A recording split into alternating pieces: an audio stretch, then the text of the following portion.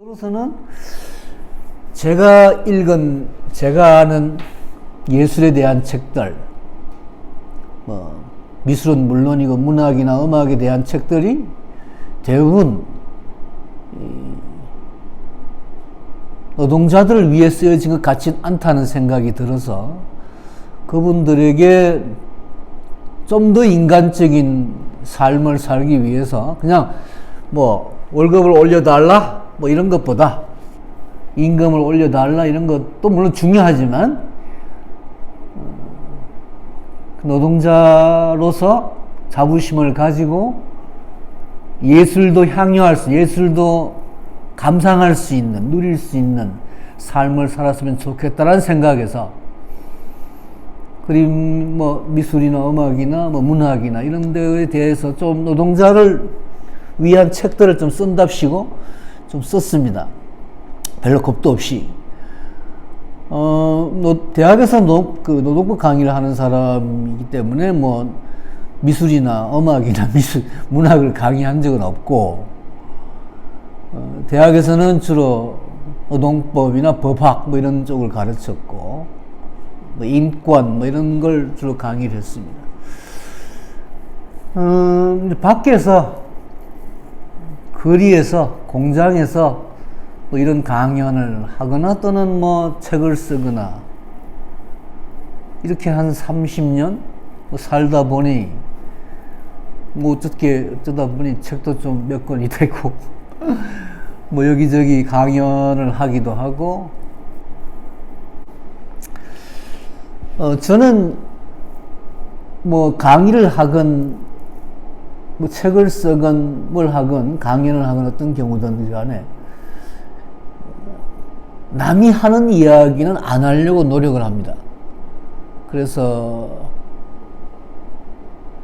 예를 들어 지난번 루어 강의나 고야 강의에서는 어떻게 느끼신지 모르겠습니다만, 예를 들어 고야나 루어를 강의를 하기 전에 제가 읽을 수 있는 국내외의 문헌이나 자료들을 나름으로 공부를 하고 오지만, 가능하면 이미 얘기된 것은 중복을 피하고 저 나름의 관점에서 얘기하려고 노력을 합니다.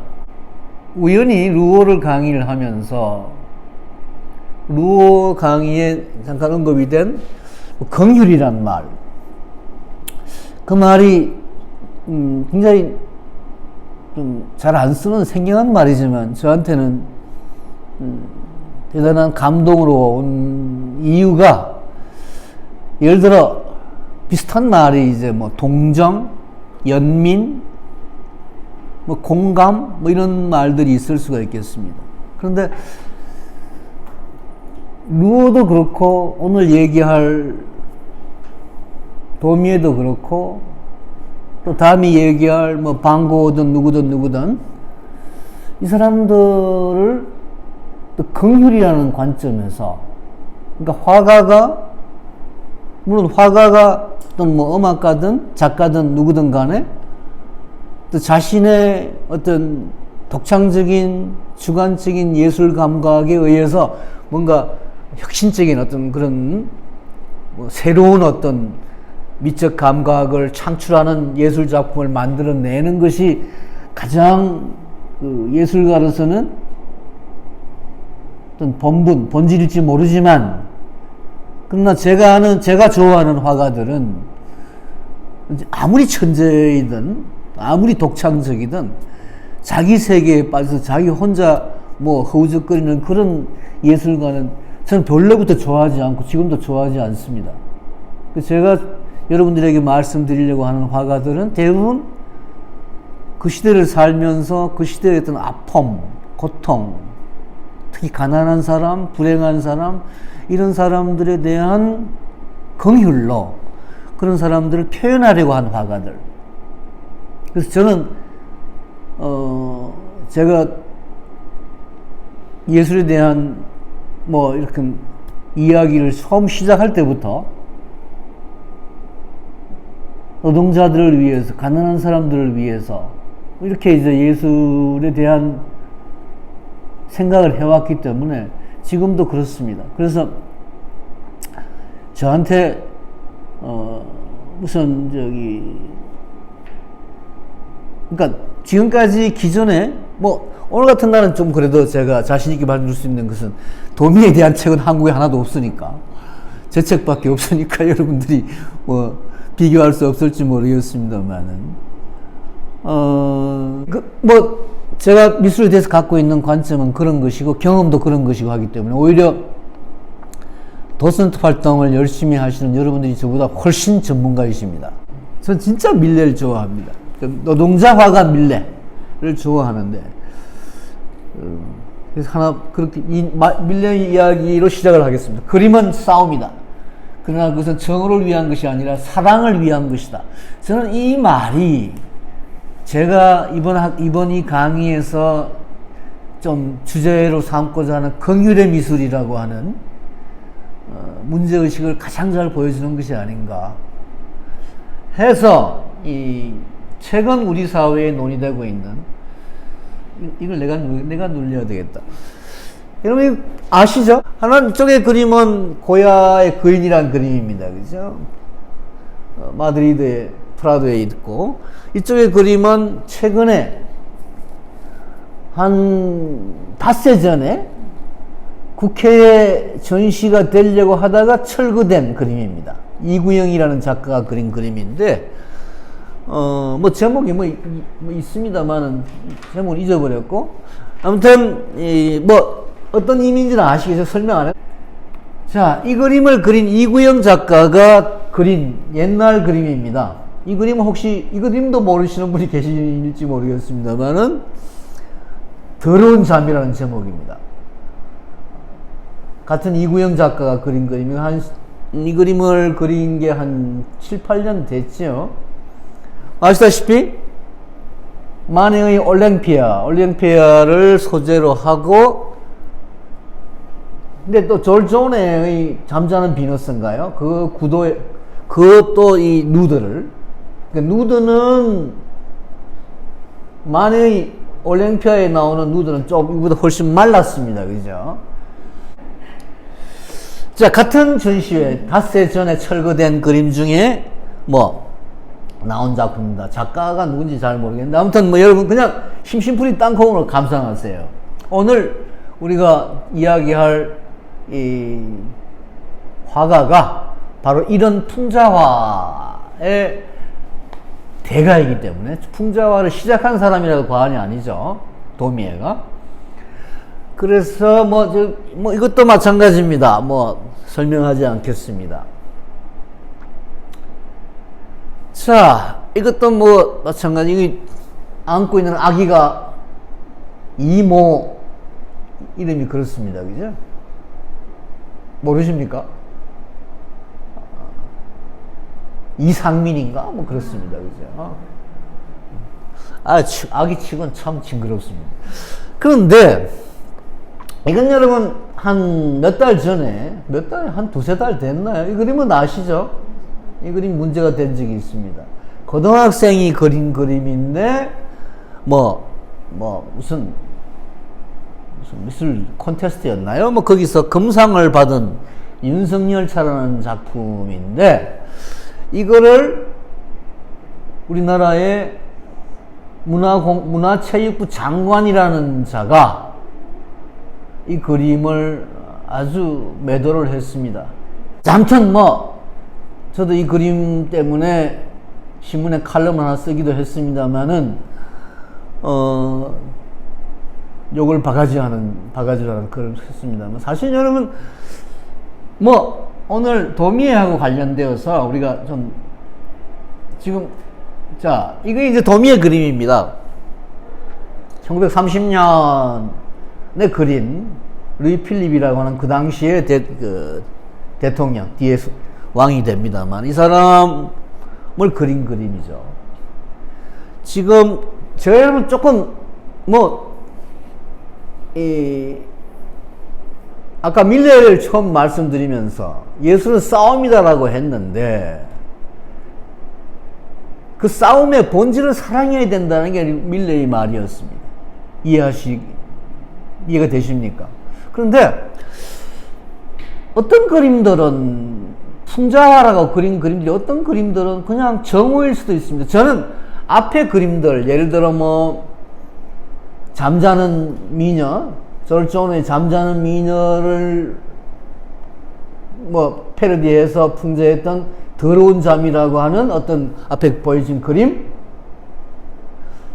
저는 그 그림을 그린 작가가 충분히 의도도 알겠고, 또 뭐 고야의 거인을 패러디한 작가의 또는 뭐 다른 그림이 의도도 알겠고 뜻도 알겠고 또 뭐 잘했어 뭐 할 수 있어 라고 생각은 하지만, 그래서 그걸 두고 또 애들 그림이 이런 그림을 두고 아까 무슨 윤석열 열차 같은 그림을 두고 무슨 뭐 정치적으로 뭐 어떻고 저떻고 개소리를 하는 그런 우리나라의 그야말로 저열한 수준의 관료나 공무원들에 대해서는 분노를 금하지 못하고, 또 예를 들어 아까 같은 뭐 이 더러운 잠 같은 그런 박근혜 풍자화를 200만 원 벌금을 물린 우리나라 법원, 구속영장을 발부했던 우리나라 검찰, 경찰, 이런 인간들은 참으로 쓰레기 같은 것들에 불과하다고 생각은 하지만, 그래서 절대로 예술의 표현의 자유는 절대적으로 존중되어야 된다고 생각은 하지만, 앞에서 보여준 그림들 전 좋은 그림이라고 생각하지는 않습니다. 제가 오늘 말씀드리려고 하는 도미에는 제 판단 기준으로는 좋은 풍자화를 그린 사람들입니다. 근데 우리나라 화가들은 좋은 풍자화를 못 그려요. 제가 지금까지 한 번도 본 적이 없어요. 옛날에 광주의 홍성담이라고 하는 화가가 지금도 살아 있습니다. 저하고 나이 같은 화가인데, 저도 개인적으로 아는 화가고 합니다만, 저는 그 사람 그림도 싫어합니다. 옛날에 저희들이, 여러분들 어떨지 몰라도, 제가 대학 다닐 70년대, 80년대 대학에 걸렸던 수많은 글개 그림들, 다 싫어합니다. 오늘 여러분들에게 제가 저 책을 쓴 이유도, 도미의 책을 쓴 이유도, 글개 그림이 싫어서, 그리고 한국에 그려지는 수많은 풍자화라고 하는 것들이 너무 저질이어서 좀 제대로 그림을 배워라, 풍자가 뭔지를 배워라 라는 것을 좀 얘기하고 싶어서 그 책을 썼습니다. 오늘 이야기도 그런 맥락에서 할 생각인데요. 자, 이게 여러분 도미에가 그린 과거, 현재, 미래라고 하는 제목의 풍자화입니다. 그 당시 국왕이었던 1830년, 그러니까 7월 혁명 이후에, 1830년 7월 혁명 이후에 권력을 잡았던 루이 필립의 과거, 현재, 미래. 이런 거 보시면, 이건 이제 도미가 그린 그림이 아니라 도미의 친구가 그린 그림인데요. 우리나라 배하고 서양 배는 조금 모양이 다릅니다. 그러니까 이게 좀 서양 배, 그러니까 이 루이 필립이 배를 닮은 인물이었어요. 한번 진짜 인물 한번 보실까요? 이것도 도미의 그림이고, 도미는 아예 이제 중간에 노골적으로 배를 그려놨죠. 서양 배 모양입니다. 서양 배. 우리 배하고 조금 다르고. 그러니까 이 지금 보이는 이 그림들은 그 당시의 장관들입니다. 1830년 장관들. 근데 사진하고 비교를 해보면 그야말로 기가 막히게 그 사람들의 한 사람 한 사람의 특징을 잘 드러내서 풍자를 하고 있습니다. 그리고 우린 뭐 지금 제가 이걸 다 일일이, 자, 저 사람은 아까 말씀드린 윤석열 차 같은 그림을 매도한 문체부 장관이다, 뭐 이렇게 여러분께 설명을 해봐야, 뭐 티에르다, 뭐 이런 식으로 설명해봐야 우리가 참 다 1830년에 프랑스 정치사를 뭐 말씀드릴 수도 없는 노릇이고, 근데 정말 기가 막히게 각 장관 부서의 특징과 그 인간의 비열함을 기가 막히게 표현한 도미의 그림입니다. 도미에가 이 사람, 이때 여러분 1830년에 물론 사진이라는 게 처음 시작이 됐지만, 아직까지 이런 장관들의 사진이 시중에 나와 있지도 않고, 모델로 물론 이 사람들 세울 수도 없는 상황에서, 그러니까 이 도미에는 모든 인물에 대한 풍자와 패러디를 기억력으로 그려내는 사람입니다. 비상한 기억력으로 그려낸 사람이죠.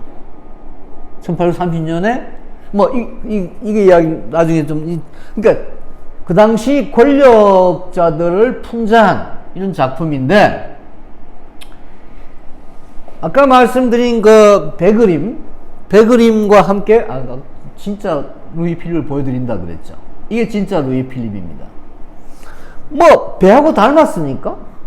별로 안 닮았죠. 이게 그 당시 의용화가 그린 루이 필립 초상인데요. 자, 아무튼 이 진짜 그 당시 초상화나 사진으로 남아있는 이 그림을 이렇게 그렸고, 그러니까 과거에는 이 사람이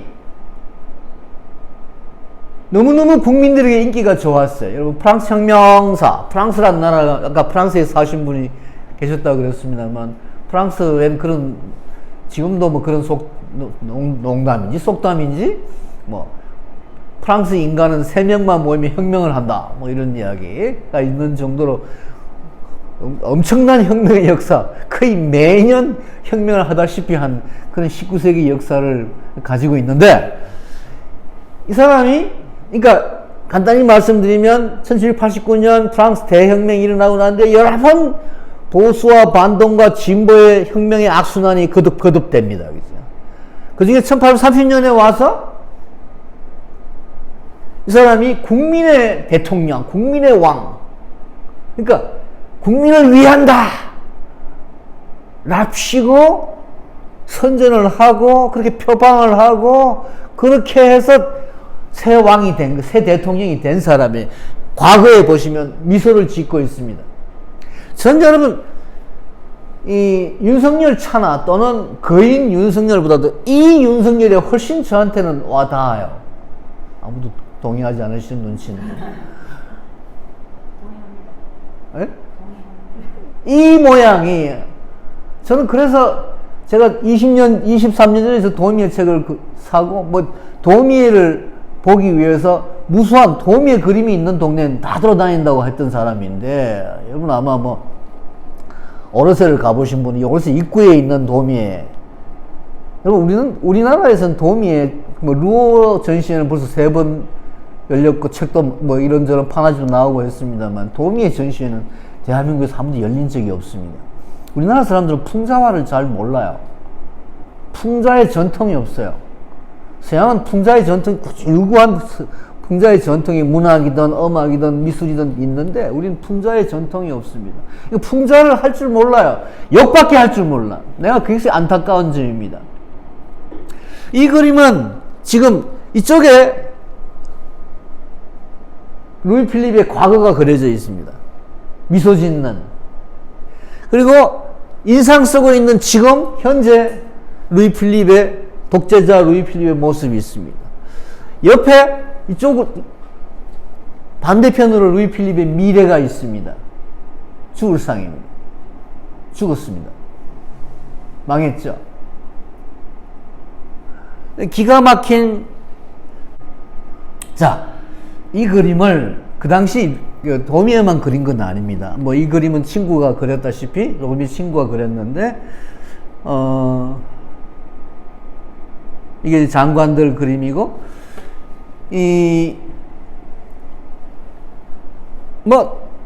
도미의 그림 중에서 이 22살 때 그린 이 갈강티아라고 하는 이 그림, 23살이네, 그죠? 1808년 출신, 이 도미에가 8년생입니다. 누구도, 이 세상에 누구도 이 마르크스와 도미에를 연결하지는 않습니다만, 제가 지난 주말에 마르크스 강의를 하면서 도미에 이야기를 했습니다. 화가들 중에서, 19세기 화가들 중에서 도미에만큼, 적어도 미술사에서 도미에만큼 마르크스에 가까운 사람이 없었다. 두 사람 몰랐습니다. 뭐 두 사람 살았던 곳이 마르크스가 파리에 잠깐 살았습니다만 한 1년 정도. 그때는 뭐 도미에가 형편없이 뭐 무명의 작가였고 뭐 두 사람 전혀 몰랐습니다만 그 시대를 살아가면서 느꼈던 어떤 고민이나 표현은 똑같지 않았나라고 생각이 되는데, 아무튼 이 작품이 뭐 이걸 뭘 표시를 제가 할 수 없네, 그죠? 이 작품 설명이 필요합니다. 아, 이걸 어떻게? 이렇게. 지금 이 친구가 아시다시피 루이 필립입니다, 그죠? 루이 필립입니다. 지금 여기 이게 루이 필립의 혓바닥입니다. 루이 필립의 혓바닥으로 이 민중들의 가난한 노동자 농민들이 돈을 내고 그 돈을 이 관료들이 나르고 있습니다. 루이 필립의 혓바닥을 통해서 입으로. 루이 필립이고, 여기 지금 이 의자는 사실 배설 의자입니다. 지금 루이 필립이 배설을 하고 있습니다. 그 배설이 표창장, 훈장 뭐 이런 걸로 배설이 다 이런 무슨 그런 것들로 지금 이게 국회의사당입니다. 국회의원들이 그 배설물을 받아먹고 있습니다. 여기는 성직자, 여러분 아마 이 성직자, 군인 뭐 이런 또 다른 이 루이 필립의 말하자면 앞잡이들이 뭐 있습니다, 그죠? 아마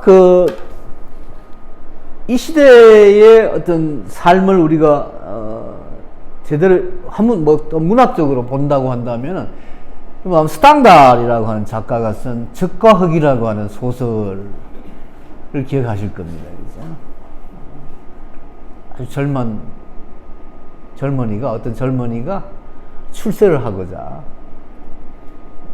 소위 적과 흑, 적으로 상징되는 성직자와 흑으로 상징되는 귀족 군인, 그러니까 나폴레옹처럼 출세를 하고자 막 이런 여자 저런 여자 막 우리나라 요새 무슨 뭐 아침 막장 드라마 같은 이런 이야기가 적과 흑의, 그러니까 막장 드라마의 원형이 스탕달의 적과 흑과 같은 작품인데, 이때 당시에 어떤 군대와 성직, 카톨릭과 프랑스 카톨릭이니까 카톨릭과 어떤 나폴레옹으로 상징되는 어떤 권력, 이 두 가지가 이제 이 당시의 어떤 그 권력의 상징이었다는 이야기인데, 이 갈강티아라고 하는 원래 이 갈강티아는 라블레라고 하는 16세기 프랑스의 소설가가 쓴 작품의 제목입니다. 원래의 갈강티아입니다. 대식가죠. 그러니까 뭐 그냥 왕인데 오로지 먹는 거예요. 우리나라에서는 오로지 먹는다기보다도 이제 거기다가 술도 마신다, 이게 첨가되는데 아무도 안 웃어주시니까 그냥 지나가겠습니다. 이 루이 필립이고요. 루이 필립이고, 대단히 좀 이 성적인 의미가 부여되어 있죠, 여기에. 이게 누가 그린지 제가 이름도 기억하지 못하겠습니다만. 근데 어떤 권력자의 상징이, 루이 필립의 이 초상화가 권력자 초상의 어떤 유럽식 전통의 전형을 보여주는 대단히 성적인 의미를 담고 있습니다, 그죠? 큰 성기가 부각이 됩니다. 대부분 우리 서양의 초상화들이 그래요. 근데 이게 실제로 뭐 그랬다는 것이 아니고, 그 초상화의 어떤 무슨 정석처럼 그려졌다는 게 우스운 이야기인데, 아무튼 뭐 지나가겠습니다. 또 마찬가지로 이 도미에가 그린 그 당시의 정치 권력 풍자화입니다. 뭐 하나하나 역시 장관들이나 장군들이나 이런 유명한 그 당시에 사람들을 보여주고 있습니다. 자, 지금까지 말씀드린 게 이제 서론격인데, 몇 가지 그냥 메모로 오늘 말씀드릴 것 설명드리겠습니다. 라블레가 쓴 가르강테와 팡타그리엘이라고 하는 작품을 소재로 했다. 판자위, 그러니까 혓바닥이죠. 혓바닥 판자위 하인 관료, 그 당시 예산이 12억이었고, 국가 예산이 12억 프랑이었고, 황실 비용이 1억 8천만 프랑이었습니다. 12억 프랑에 1억 8천만. 국민이 있고, 그 밑에 이제 있죠. 아까 이쪽에 보여주신 국민들이 있었습니다. 그죠?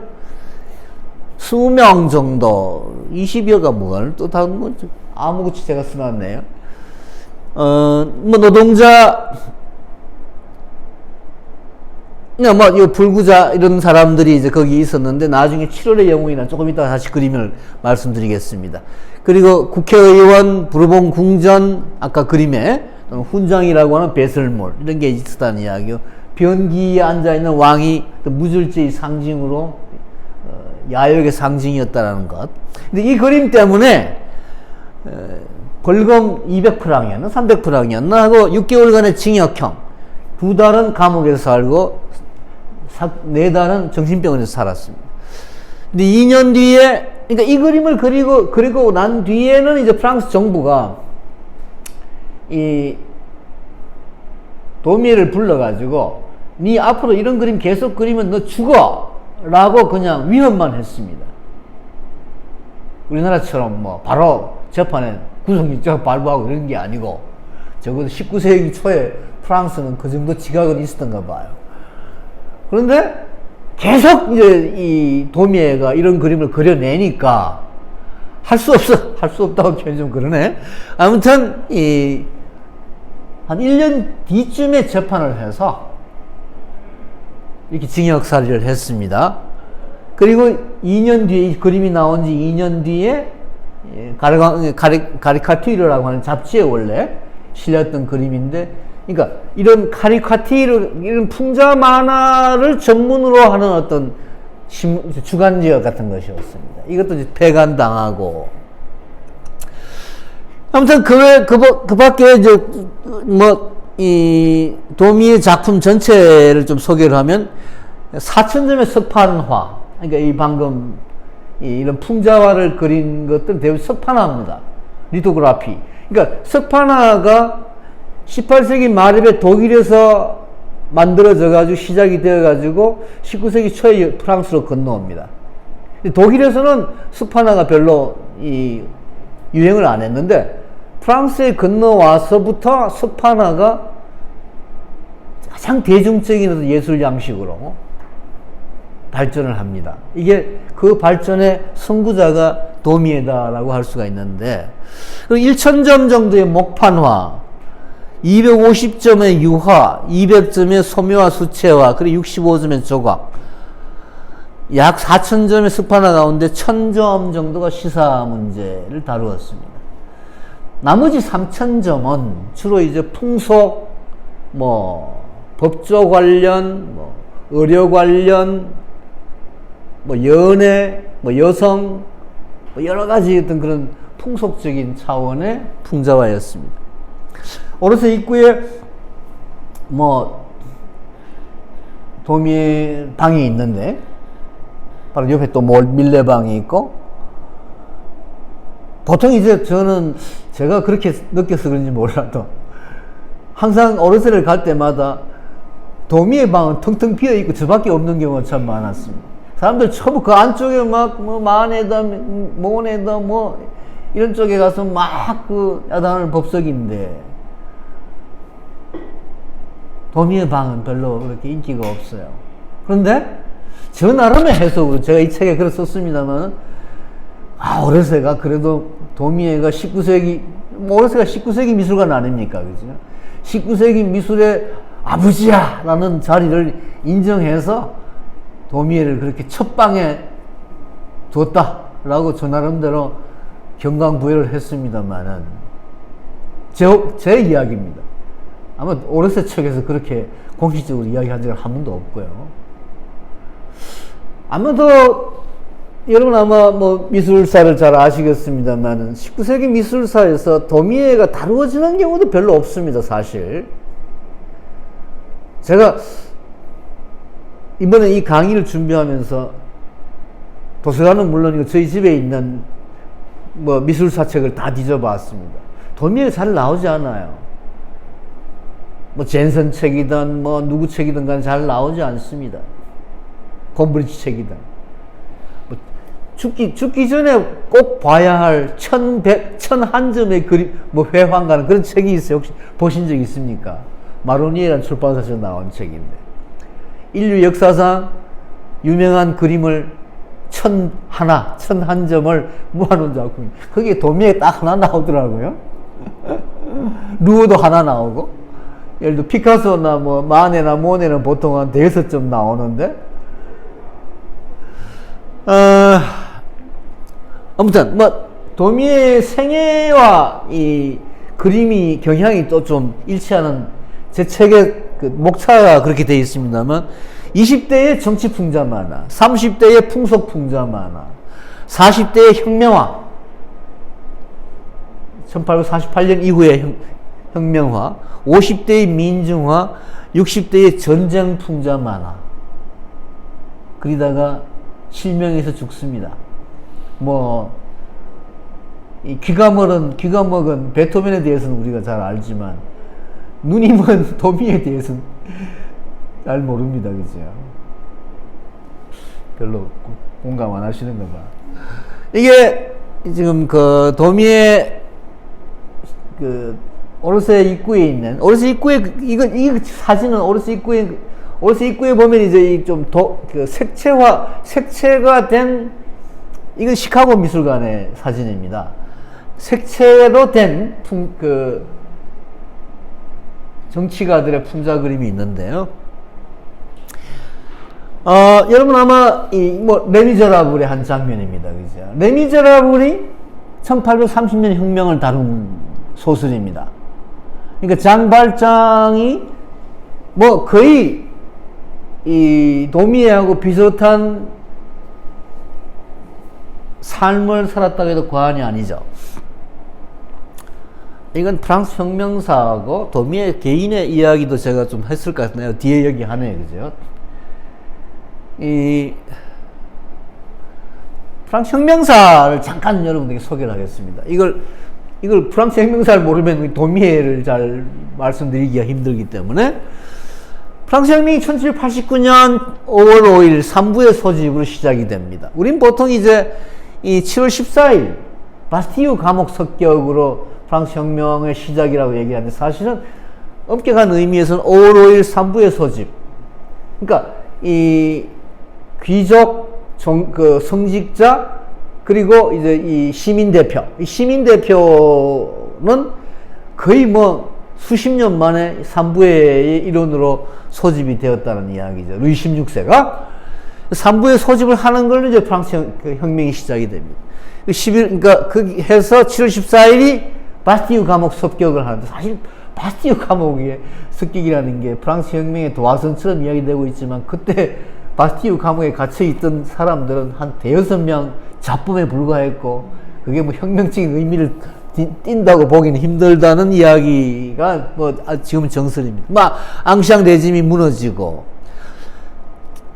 해서 프랑스 혁명이 시작이 됩니다만 1799년 11월 9일 나폴레옹이 그러니까 89년에서 10년 뒤 나폴레옹이 등장하면서 프랑스 혁명 끝납니다. 프랑스 혁명 10년이 끝나죠. 그 나폴레옹이 이제 등장하면서 프랑스 혁명이 끝나는데 프랑스 혁명의 의미를 뭐 시민계급이 절대 왕정에 저항하여 봉건적 특권개혁과 투쟁에서 승리를 쟁취했으며 새로운 정부와 새로운 사회를 건설한 최초의 사회혁명, 프랑스 인권사는 선거권, 정교분리, 길드 동업 폐지, 배심제 등 사법부 개혁, 조세제도 개편, 장자상속 폐지, 평등 상속 인정, 이혼의 자유 인정, 여성의 반말을 인정했다. 그전에는 여성들이 남편은 물론 아버지는 물론 모든 남성에게 경의를 썼어야 되었습니다. 근데 여성이 반말할 수 있는 권리가 프랑스 혁명에서 인정이 되었다. 프랑스 혁명에 여성들의 반말이 인정되었다라는 사실을 강조하는 정도가 아니고 책에 쓰는 사람은 아마 대한민국에 저밖에 없는 것 같아요. 저는 이게 굉장히 중요한 일이라고 생각하는데,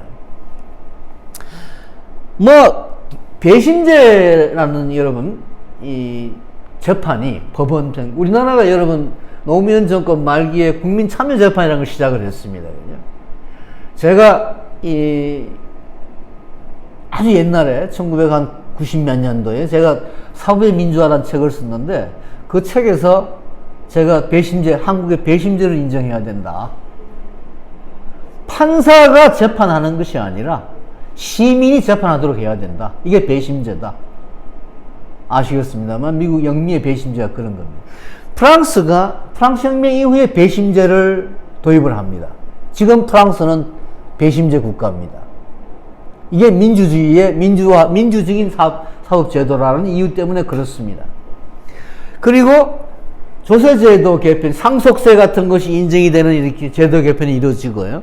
장자상속 폐지가 이루어지고, 우리나라는 여러분 장자상속 폐지가 이루어지는 것은 1960년대, 60년대가 무슨 60년대. 장자상속 폐지가 정확하게 이루어지고, 그러니까 장남이 1.5,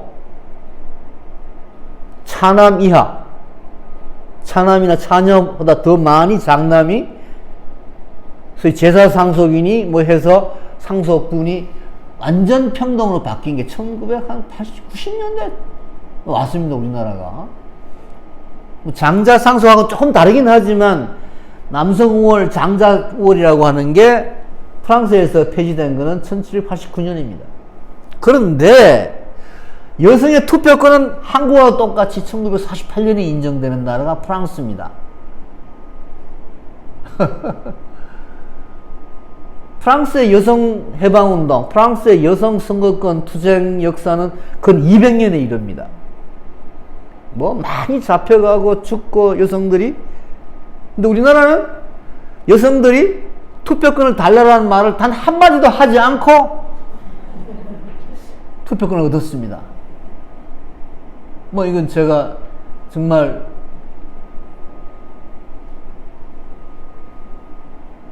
근데 1948년 자고한 대한민국의 여성 투표권과 이 프랑스 여성 투표권은 뭐 영미도 거의 비슷합니다. 20세기 초엽입니다. 조금 프랑스도 조금 빠릅니다. 독일이나. 아무튼 제가 말씀을 드리는 이유는 제가 항상 강조합니다. 프랑스 대혁명은 그냥 권력자를 바꾸었다거나 또는 뭐 대통령을 간접 선거하다가 직접 선거를 했다거나 이런 게 아니다. 프랑스 대혁명은 남녀의 평등이 적어도 언어에서, 여러분 이 여성이 남성에게 또는 밑에 사람이 윗사람에게 경어를 쓰지 않아도 좋다라는 변화가 생긴 게 프랑스 대혁명입니다. 이게 사회혁명이죠. 우리가 자유와 평등 이야기를 합니다. 제가 항상 하는 이야기지만 경어가 있는 세상에서 무슨 평등이 있냐. 그래서 제가 우리 다 말 바꾸자. 말부터 바꾸자. 다 경어를 쓰든가 다 평어를 쓰든가 뭐 나이 관계없이 성별 관계없이 어떤 경우에도 다 경어를 쓰자. 제가 삼성이라는 기업을 참 싫어하는데 가끔 삼성이 놀라운 개혁을 할 때가 있습니다. 최근에 삼성의 개혁 중에 하나가 사무실에서 모든 사람이 경어를 쓸 것. 부하 직원에게 반말하지 말 것. 이게 최근에 작년 연말에 삼성이 내놓은 경영 개혁안이었습니다. 제가 박수를 쳤습니다. 제일 썩어 문드러질 삼성이 이런 개혁을 하다니. 저는 앞으로 빠르면 한 1, 20년, 늦어도 21세기 내에서는 대한민국의 경어가 없어지리라고 저는 생각을 합니다. 없어져야 되고. 근데 말을 할 때나, 글을 쓸 때나, 똑같이 누구에게나 평등한 언어가 말이 가장 평등의 기본이다. 뭐 이렇게 생각하는 사람이어서 프랑스 혁명의 그 점을 강조합니다. 아무튼 1791년에 헌법이 만들어지는데 입헌군 주제입니다. 근데 이게 프랑스 혁명이 얼마나 영향력이 컸나 하면은 프랑스 식민지까지 영향을 미쳐서 IT 반란, IT라는 흑인 나라가 공화국으로 출발하게 되는 많은 나라에 영향을 미치죠. 1792년에 제1공화국이 수립이 되는데 93년에 그러니까 89년에 바로 루이 16세 마리 앙뚜아네트가 처형되는 게 아니고 1793년에 4년 뒤에 처형이 됩니다. 기요틴에. 그리고 나폴레옹이 득세를 하고 1815년까지 나폴레옹 황제 치하가 됩니다. 유명한 고야의 마드리드의 학살 1808년 그림이 이때 그려지죠. 나폴레옹이 스페인을 침략을 해서 그리고 1815년부터 30년까지 루이 18세 그러니까 루이 18세는 옛날 루이 16세 반개 집안의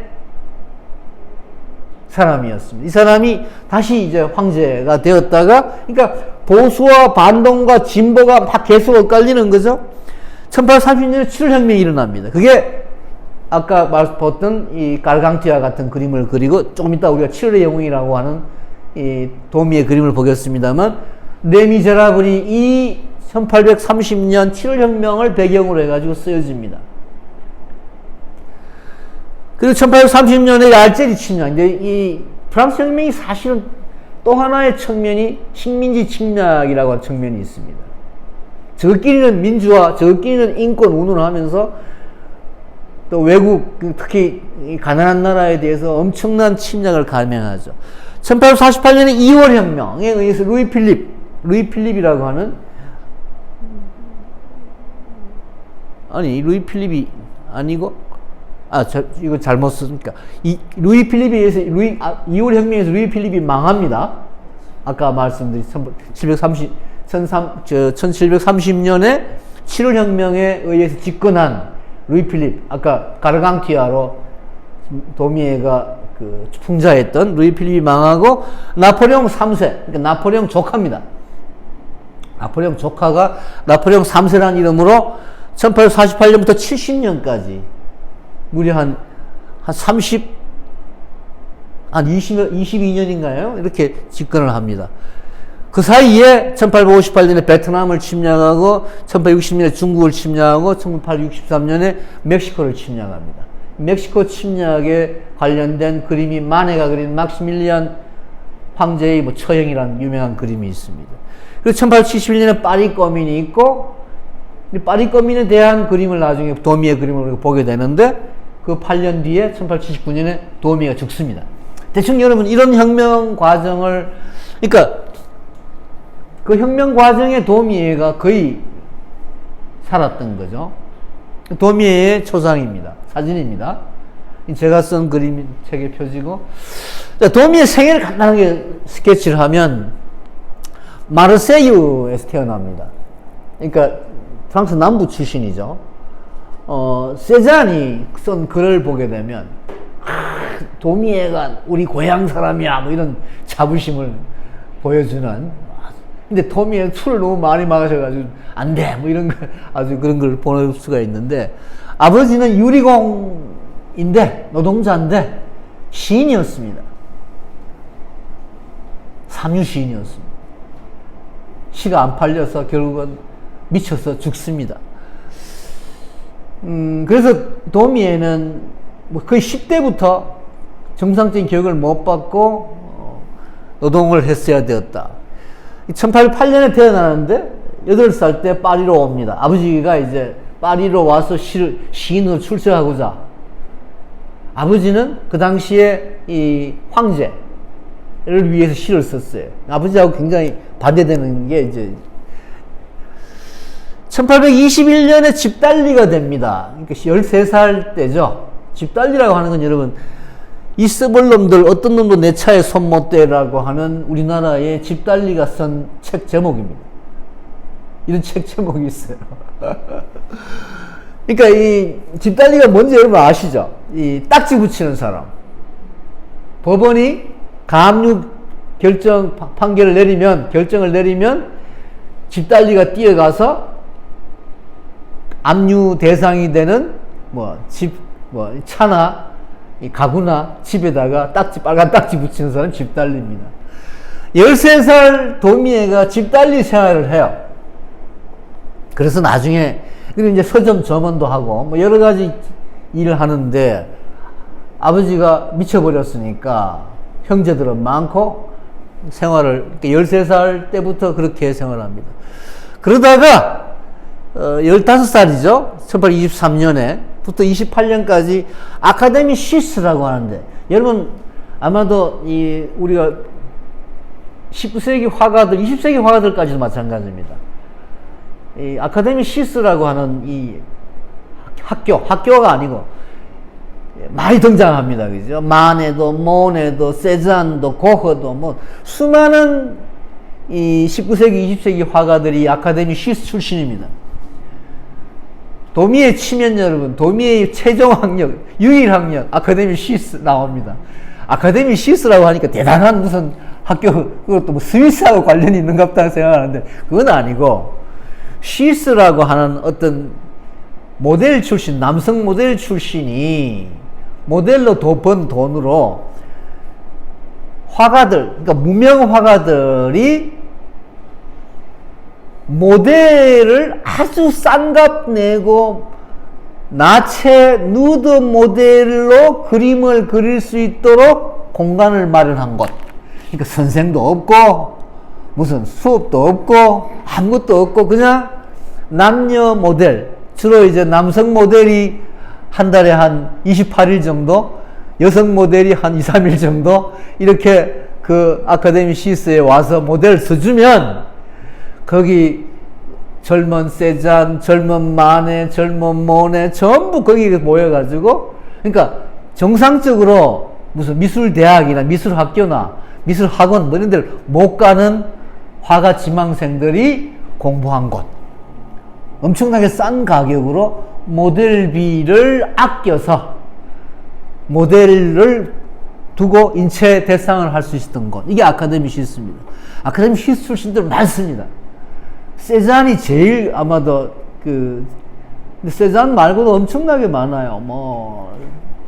그래서 여러분들에게 특별히 강조를 하는데, 아카데미 시스에서 5년 동안 누드 모델 공부를 합니다. 여기서 석파나 도제를 하면 석파나를 익히고, 여러분 석파나가 그 당시 19세기에 주로 이제 처음 석파나라기보다 풍자화가 주로 아마 윌리엄 호가드라고 하는 사람, 우리 시공사에 책이 하나 나와 있습니다만은, 이런 사람들이 풍자화를 시작합니다. 정치 풍자화, 생활 풍자화 같은 거. 또는 로드 앤더슨이라고 하는, 주로 영국에서 시작이 돼요. 풍자화는.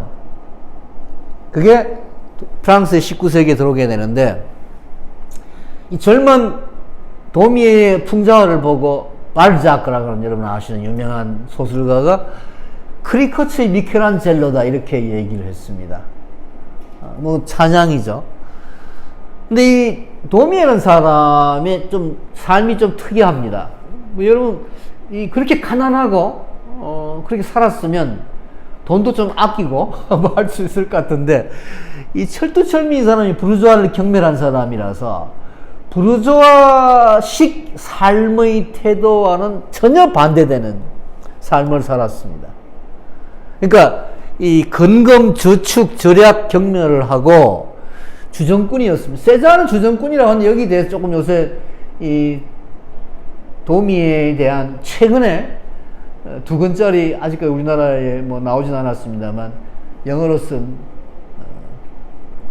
아주 두꺼운 도미의 전기가 나왔는데 그 전기에 보면 주정꾼이 아니었다. 그냥 술집에 다니는 걸 좋아했다. 술꾼들하고 어울려 다니기를 좋아했다. 이런 정도가 나오지 술꾼은 아니었다고 그러는데, 세잔은 도미에가 술만 좀 덜 마셨더라면 진짜 훌륭한 화가 되었을 건데 라는 이야기를 자주 하는 것을 세잔의 편지나 이런 데서 볼 수가 있습니다. 도미에는 자화상 그리지 않았습니다. 그리고 부인 얼굴도 그리지 않았습니다. 대부분 화가들이 자화상도 많이 그리고, 특히 도미에처럼 뭐 빈센트 반 고흐보다 훨씬 더 가난하게 살았지. 이 사람은 누구보다도 가난하게 사는 화가인데, 보통 가난한 화가들이 모델이 없으니까, 모델비가 없으니까, 모델을 둘 수가 없으니까, 모델을 부를 수 없으니까 자화상을 그린다는 이야기가 있잖아요. 빈센트 반 고흐도 그렇지만 고갱도 그렇고. 부인을 이제 그리는데, 부인이 있어서 38살 때 결혼을 합니다. 24살 14세 연하 재봉공하고. 그러니까 시장에 옷 만드는 여성이었죠. 부인 그리지 않았습니다. 근데 최근에 아까 소개한, 최근에 나온 그 엄청나게 두꺼운 그 도미의 전기에 의하면, 도미의 그림에 그려진 여성은 모두 부인의 얼굴이다라고 또 새로운 학설이 대두가 되고 있습니다. 특히 마리안. 여러분 왜 그 프랑스 자유의 여신의 얼굴이 마리안이라고 하는 얼굴입니다. 그죠? 그러니까 프랑스 혁명의 상징이에요. 프랑스 시민 여성의 상징 얼굴이에요. 좀 이따가 이제 우리가 공화국이라고 하는 도미의 그림을 보게 됩니다만은, 부인은 그리지 않았지만 자기의 그림에 나오는 이상적인 여성의 모습은 다 부인의 얼굴이었다라는 게 새로운 학설인데, 뭐 그 진위는 알 수가 없습니다. 아무튼 1840년대 후반에서 유화를 제작하고 1845년 보들레르하고 아주 친하게 지냅니다. 이 보들레르가 이 도미에를 굉장히 높이 평가를 했고 평생 인정을 못 받았는데, 나중에 마지막에 제가 지난번처럼 보들레르가 도미에를 찬양한 시를 우리 최윤영 선생님한테 읽어달라고 제가 부탁을 드리겠습니다만, 친구들이 많았습니다. 꼬로, 쿠르베, 들라크루아, 밀레, 루소, 마네, 모네. 마네, 모네, 방고, 루오는 사실 친구는 아니었고 영향을 받은 사람들이죠. 루오는 어릴 때에 루오의 외할아버지가 도미에를 그렇게 좋아해서 도미에 그림을 보여주면서 루오의 미술 감시관을 키웠다고 얘기를 지난번에 제가 말씀드렸는지 안 드렸는지 모르겠습니다만, 루오의 그림 중에 특히 이 법조 관련 그림은 도미에서 나오는 그림들입니다. 그리고 뭐 루오하고 도미하고 좀 다르지만 많이 다릅니다. 도미에는 예수님의 얼굴을, 고통받는 예수를 좀 이따 우리가 에케호모라고 하는 이 그림을 보여드리겠습니다만은, 예수님을 딱 한 번 그려요. 종교화를 그리지 않았고 이 사람은 무신론자입니다. 그런데 루오가 도미에를 그렇게 좋아했습니다. 종교화가인 루오가 전혀 종교화가 아닌 이 도미에를 좋아했다. 근데 어떤 사람은 도미에가 예술을 그리지도 않고 신을 그리지도 않고 종교화를 그리지 않았지만 사실은 가장 신앙심이 깊은 사람이었다라고 이야기하는 사람들이 있습니다. 뭐 그건 여러분들이 어떻게 참고하시기를 바라고, 아무튼 반 고흐는 도미에 그림을 모사를 했고 도미에를 그렇게 반 고흐 편지를 보게 되면, 제가 반 고흐 편지를 책을 낸 적이 있습니다만은, 이 세상에서 가장 아름다운 편지라는 제목 아래 도미에 이야기가 그렇게 자주 나옵니다. 도미에를 너무너무 좋아했습니다. 반 고흐가, 빈센트 반 고흐가. 훈장을 거부해요. 도미에가 자기가 아까 젊을 때 그림에 훈장을 똥이라고 생각해 그렸으니까, 그죠? 1864년 이후에는 발몽도아라고 하는 그 바르비종, 그러니까 밀레나 코로나 도비니가 살았던 바르비종에서 얼마 멀지 않은 시골인 발몽도아라는 곳에서 살았습니다. 살다 거기서 죽습니다. 거기 죽어서 거기 이제 묻히는데 나중에 한 1년, 2년 뒤에 이제 파리로 이장이 되죠. 1871년에 아까 잠깐 파리 거민이라는 걸 했다 그래요. 파리 거민이 발생했다. 파리 거민이라고 하는 것은 최초의 사회주의 혁명이라고 얘기되는 겁니다. 그러니까 파리가 완전히 자치도시로 프랑스 정부와 적대적인 관계를 맺고 자기들 나름의 혁명 정부를 만들어 가지고 그한 72일간, 그러니까 2달 반 정도 자치 혁명 정부를 구성했던 게 파리 거민입니다. 흔히 파리 거민을 광주 사태하고 비교를 하는데 광주 사태하고 많이 다릅니다. 좀 그렇게 비교하는 게 좀 무리가 있다고 생각을 하는데, 아무튼 그때에 1871년 파리 거민 때에 미술 총책임자가 쿠르베였습니다. 쿠르베가 망동 광장에 있는 유명한 그 나폴레옹 기념비를 이거를 철거하자 라고 주장하고 철거를 합니다. 그때 도미에가 반대를 합니다. 밀레는 이혼해서 나와버립니다. 사실 쿠르베나 도미에나 뭐 음악가 중에 베를리오즈라고 하는 사람이 있는데, 베를리오즈나 이런 사람들이 다 1848년 혁명에 같이 참가를 하는 사람들입니다. 화가들 중에 그런 사람들이, 물론 뭐 그 당시에 다른 화가들은 그런 역할을 하지 않죠. 인상파 화가들도 대부분 그런 혁명에 대해서는 뭐 별로 그렇게 기꺼이 생각하지 않는데, 아무튼 그런 걸 보면 쿠르베는 대단히 어떤 사회주의 리얼리즘이라 할까 이런 것은 물론이거니 화풍도 그렇고, 또 현실 정치에서 대단히 좀 진보적 입장이었는데 도미에는 그건 아니다라고 주장한 사람입니다. 그리고 조금 더 상세한 설명이 나중에 그림을 보면서 말씀을 드리겠습니다. 1872년에 실명을 하고 78년에 디랑루엘 전시. 디랑루엘이라는 사람도 여러분 아마 그 미술사 책에서 자주 보는 화상입니다. 그죠? 인상파 화가들 거의 대부분 이 디랑루엘과 볼라르라고 하는 화상이 이 무명의 인상파 화가들을 이제 그림을 사주고 전시를 여는 사람들이죠. 거기서, 그러니까 죽기 1년 전에 전시회를 합니다. 죽기 1년 전에. 그리고 그 다음에 죽습니다.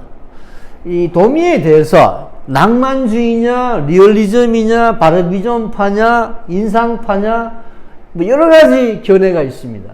그건 좀 이따 여러분 그림을 보면 시간도 없고 하기 때문에 그냥 이 그림은 여러분 아까 13살 먹은 도미에가 했던 집달리 그림을 그 뒤에 한 40쯤 되었을 때 자기가 옛날 어린 시절을 생각하면서 집달리의 모습을, 여러분 보세요. 저 큰 모자, 그리고 뭐 모든 걸 들어야 되는 저 큰 귀, 뭐 이런 거, 그죠? 그리고 이게 칠레의 영웅이라는 그림입니다. 칠레의 영웅. 여러분, 이 1830년 그림의 가장 유명한 그림은 이 그림입니다. 드라큘라 그림이죠. 근데 이 그림은 뭐 낭만주의의 전형적인 그림이고 프랑스 혁명을 상징하는 그림인데, 1830년 프랑스 혁명을, 여기 뭐 이 여자가 마리안입니다. 프랑스 혁명의 상징이 이 여자예요, 마리안이. 그러니까 프랑스 혁명이 창조해낸 새로운 여성상이라고 할 수 있습니다. 마리안, 자유의 여신상의 마리안. 이 마리안인데, 여기 지금 화가가 지금 드라큘라 자신이라고 그렸다고도 하죠. 근데 사실 이 그림은 이 혁명의 어떤 그 성리, 이걸 이제 혁명의 어떤 그 도취 이런 걸 이야기하는데, 도미의 이 그림은 혁명의 실상, 혁명의 허무, 혁명의 패배입니다. 그죠? 여기 여러분 지금 뭐 보시다시피 돌덩이를 목에 걸고 있습니다. 그죠? 자살하기 직전입니다. 세네 강가의 뽕네퍼 다리입니다. 뽕네퍼 다리라고 하니까 진짜 뽕네퍼 다리는 아니고요. 우리나라에 알려진 이 세네강 다리 중에 하나라서 말씀드립니다. 국회의사당이 있고, 그죠? 지금 이 무슨 옷을 입었는가? 전당포 표들입니다. 이게 7월의 혁명의 영웅이다라는 게 도미에의 관점이었습니다. 많이 다르죠? 자, 이게 도미에가 그린 국회의사당.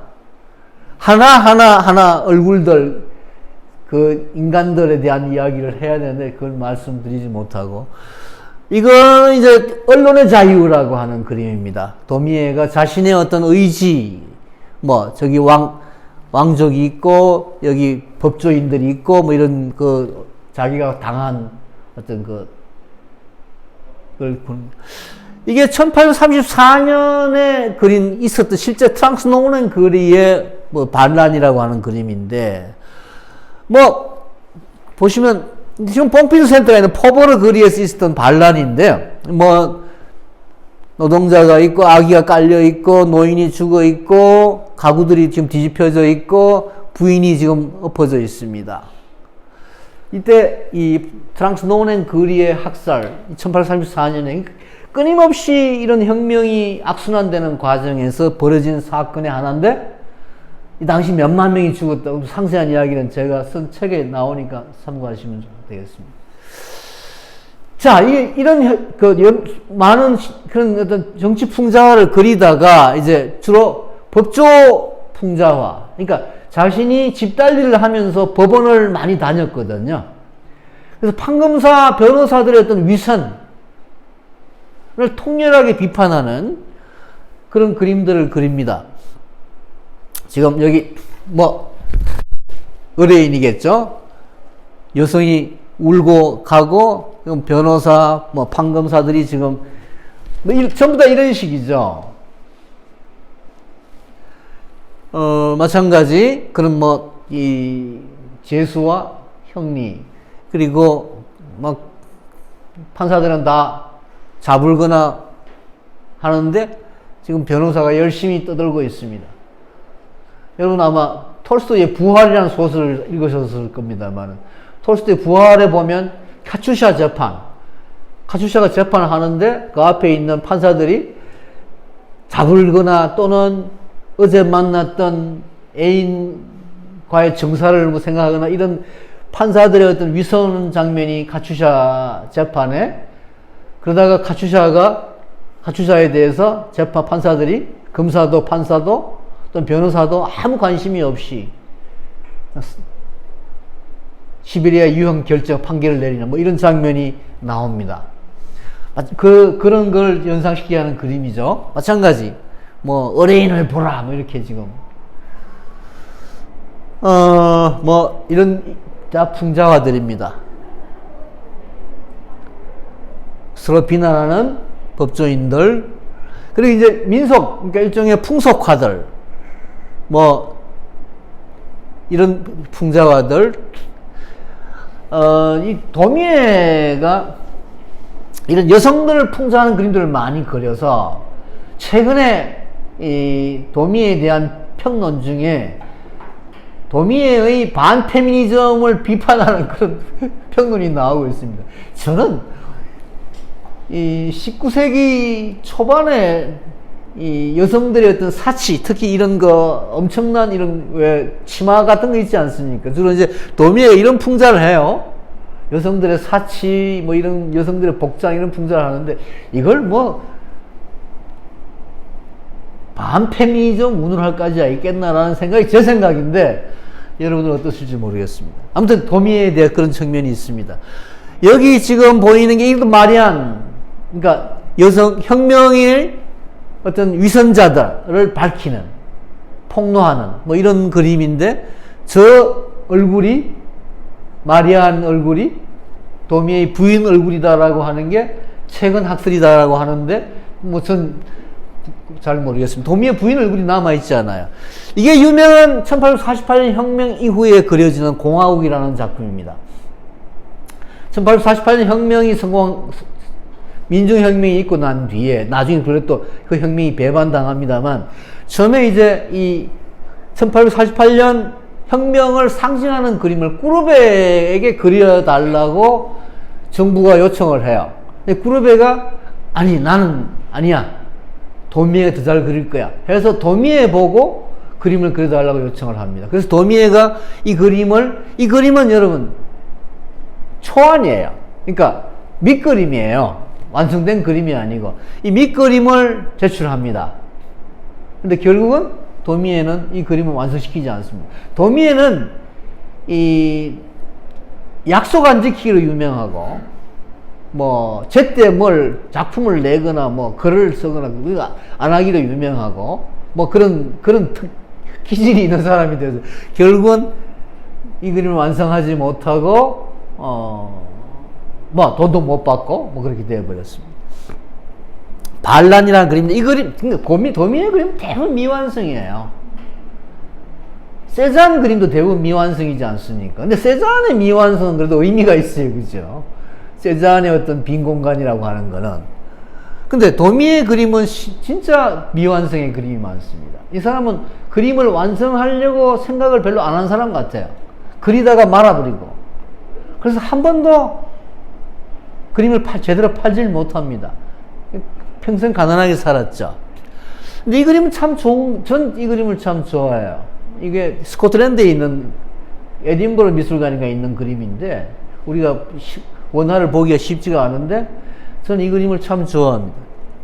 이민이란 주제, 그러니까 도미에가 조각이나 회화의 어떤 장르가 있습니다. 이민이란 주제, 이 주제로 많이 그림을 그렸어요. 또는 뭐 서민들의 어떤 그런 모습, 정치가들의 풍자, 이게 이제 그 아까 잠깐만 앞에 말씀드렸던 오르세에 있는 그 작품들인데, 전부 다 이제 그 뭐 하나 설명드려야 되는데, 이게 에케 호모라고 하는, 이 사람을 보라라고 하는 예수님의 그러니까 도미에가 그린 거의 유일한 종교화입니다. 근데 저는 이 그림이 굉장히 좀 의미가 있다고 생각을 해요. 어떤 종교화보다. 그리고 유명한 그림이죠. 삼등열차라고 하는. 여러분 아마 이 1840년도 50년대 되게 되면 이제 기차가 발명이 되어가지고, 그죠? 뭐 모네나 터너나 이런 사람들이 기차 그림 많이 그립니다, 그죠? 기차 역 그림도 그리고, 그죠? 근데 다 기차를 그려요. 거대한 역을 그려요. 성객을 그린 그림은 이 그림이 유일합니다. 도미에가 1등 성객, 2등 성객, 3등 성객 청청마다 그림을 그려요. 이게 지금 참 가장 대표적인 어떤 민중화라고 볼 수 있는데요. 뭐 아기를 안고 있는, 또 바구니를 안고 있는 할머니, 누구랑 같이 왔는지 아닌지, 아니면 고아인지 모르는 아이, 뒤에 있는 어른, 굉장히 리얼하게. 이것도 근데 사실 미완성입니다, 그죠? 거의 대상 수준이에요. 그렇지 않습니까? 이거 완성된 그림이 아닙니다. 줄도 쳐져 있어요. 보이잖아요, 그죠? 칸막이가 다. 그러니까 이 완성된 그림을 거의 보기가 힘듭니다. 이 그림도 여성들을 그린 그림인데, 근데 이 그림들을 두고 이제 도미에가 인상파다, 적어도 인상파의 선구자다, 어떤 빛의 효과를 근대의 누구보다도 도미에가 잘 표현했다라는 식의 차원에서 그런 얘기를 합니다. 뭐 이것도 세탁부라고 하는, 그 당시에 여성들이 프랑스 여성, 서민 여성들이 할 수 있는 직업은 두 가지밖에 없습니다. 창녀이거나 세탁부이거나, 뭐 여러분 아시는 무슨 에밀 졸라의 목노주점 같은 그런 뭐 이런 거 다 세탁부 이야기들이죠. 지금 말하면 우리는 세탁부를 안 하고 뭐라 그래? 우리나라는 빨래하는 여인, 박수건에 빨래하는 여인, 빨래터, 이거는 자기 옷을 빠는 겁니다, 그죠? 남의 옷을 막 엄청나게 빨아제끼는 그런 세탁 공장 같은 그런 우리의 풍습은 없었죠? 있었나? 모르겠어요. 하여튼 우린 그런 게 없는데, 이 세탁부 그림은 뭐 더가 그림이란 여러 그 당시의 그림에서 많이 나옵니다, 그죠? 화가의 그림, 그리고 뭐라 할까요? 푸죽한 그림, 또는 뭐 이렇게 토론하는 그림. 세잔이 이 그림을 두고 이제 카드놀이 하는 그림을 그립니다. 화가들 그 작품을 신기하게 바라보는 그 그림들, 또는 루벤스의 영향. 이 도미에가 어릴 때부터 루벤스와 렘브란트를 좋아했습니다. 우리 강의에는 루벤스도 빠져 있는데 렘브란트는 언젠가 얘기할 게 저기 있을 거예요. 이게 루벤스 그림을 모사한 건데요. 또 도미에가 이제 그 성가대 그림, 이제 이 만년의 그림을 보게 되면 굉장히 이 터치가 그 자유롭게 활달하게 나옵니다. 그죠? 이거를 두고 빈센트 반 고흐도 이제 이런 터치를, 세잔도 이런 터치를, 그리고 이게 야수파까지 연결시키는 이런 또 해석도 있습니다.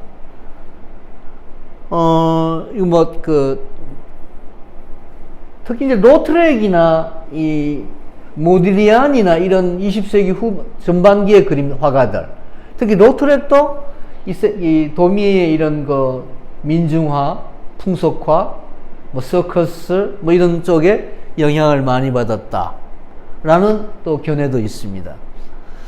그러니까 주로 이제 그 의사들을 풍자하는, 그러니까 법률가와 의사와 권력자, 이게 이제 도미에의 풍자 대상인데, 의사들의 그림, 의료 그림들입니다. 이런 풍자가들. 조각하는 사람들, 조각품을 보는 사람들에 대한, 이것도 사실 굉장히 강렬한 터치인데, 그죠? 근데 사실 완성품이라고 하긴 힘드는데, 아무튼 빛이라는 것을 아주 강렬하게 보여주는 그런 그림들인 것 같습니다. 이 만년에 이런 굉장히 활달한 터치의 그림들이 저는 참 좋은데, 여러분들은 어떠신지 모르겠어요. 마지막에 이 도미에가 집중적으로 그린 장르가 돈키호테의 그림입니다. 돈키호테를 가장 좋아했어요. 세르반테스의 돈키호테 소설을 거의 외우다시피 한 사람입니다. 이 도미에가. 자신이 돈키호테처럼 살았어요, 사실은. 그래서 돈키호테 그림을 만년에 많이 그립니다. 여러 작품이 있는데, 이또 돈키호테 그림이고, 이 만년에 이제 1870년 죽기 전에, 실명하기 전에 그리는 그림들이 그 당시에 유럽의 평화를 위협하는 군국주의자들에 대한 풍자, 그리고 1871년 파리 꼬민이 결국은 72일 동안의 자치정부가 무참하게 프랑스 군대에 의해 가지고 진압당하고 10만 명이 학살당합니다. 그 모습을 그린 그림입니다. 거의 도미의 마지막 그림이라고 해도 좋은데, 이것도 마찬가지. 결국 아까는 그래도 마리안이 울고 있었습니다만, 이제는 마리안이 시체 관에 묻혀버렸습니다. 최윤영 선생님.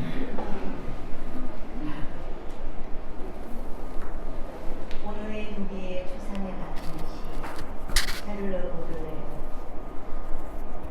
여기 내 앞에 화상을 부리고 있는 사람, 그는 무엇보다 섬세하였던 예술가. 그의 존재는 웃음의 길을 가르쳐 주었고, 한 현인으로서 그는 또한 예언자, 참으로 한 부자가로 익살뿐으로, 그러면서도 그가 그리는 강력한 힘으로 약한 것과 상한 것, 그리고 권력을 자신의 심장으로 이화시켰다. 그의 웃음은 멜모트와 메피스토의 저 흉악한 웃음과는 다른 것. 알레쿠의 불꽃이 던져질 때 그들은 타지만 우리는 차가워진다. 그의 무모한 익살은 오직 가면, 이를 악물고 참는 고통력. 그의 심장은 따뜻한 햇빛으로 빛난다. 천진난만하고 활달한 웃음 속에서. 아유, 고맙습니다.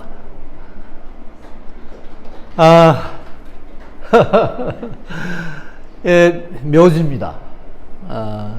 원래 시골에 있던 묘지였는데 이게 옮겨왔고, 지금은 페르라세즈라고 하는 많은 화가들, 시인들이 묻혀 있는 파리의 묘지, 공동 묘지에 있습니다. 묘지명이 선생님 한 번 더 부탁드릴게요. 사람들이여, 위대한 예술가이자 위대한 시인, 선인 동의에 여기에 잡니다. 예, 고맙습니다.